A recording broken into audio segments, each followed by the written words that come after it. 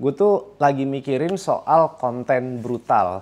Jadi belakangan ini kan sering lewat di FYP kita ya, konten sehari 5, konten sehari 10, bahkan konten sehari 50.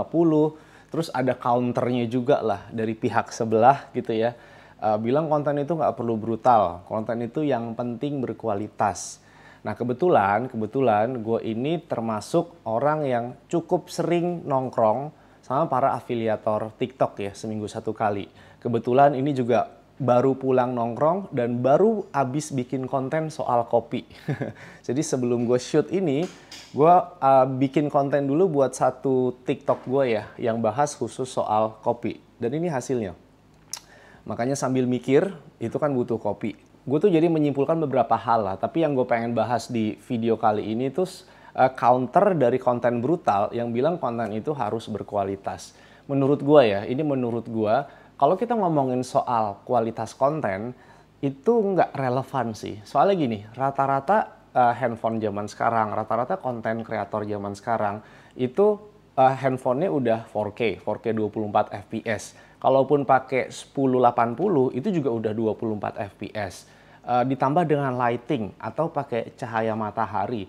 Jadi kalau kita ngomongin kualitas visual itu rata-rata udah pada bagus kok ya konten-konten brutal itu. Belum lagi ditambah dengan audio. Sekarang audio clip on gini itu kan banyak yang murah ya. Jadi buat teman-teman yang brutal dan belum pakai audio khusus gitu ya, ya paling itu doang kurangnya. Kita ngomongin kualitas soal apalagi nih, kualitas soal public speaking. Ya, nggak semua orang memang jago public speaking dan cara kita ngelatih public speaking adalah dengan kita rutin bikin video gitu. Semakin kita sering bikin video ya semakin jago juga public speaking kita. Kita ngomongin soal kualitas apa yang diomongin.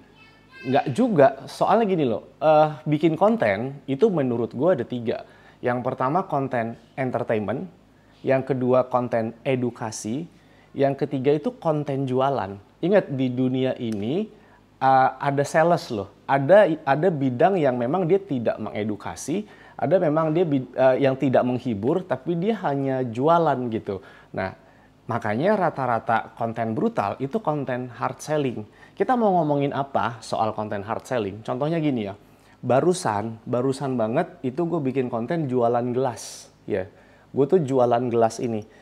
Kalau kita mau hard selling dan kita bikin konten berkali-kali, kita mau ngomongin apaan di gelas ini coba. Jadi gue tuh bisa ngejual gelas ini berkali-kali, tapi bukan dengan gue jelasin gelas ini speknya gimana. Gue ngevlog ya, ibaratnya gue ngevlog bikin kopi. Sehari itu gue bikin kopi kalau lagi di rumah full, sehari bisa 3-4 kali.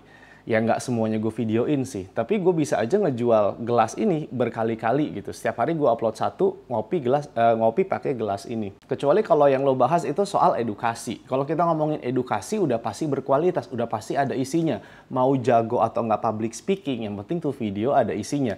Gue ada satu account gue yang bahas khusus untuk kucing. Di situ gue full edukasi. Di situ gue nggak entertain. Di situ gue juga hampir nggak pernah hard selling. Bahkan kalau gue mau affiliate sekalipun, itu gue sambil bikin edukasi, sambil jualan. Tapi memang nggak semasif penjualan buat teman-teman yang hard selling. Jadi hari gini ngomongin kualitas, kayaknya udah nggak relevan deh.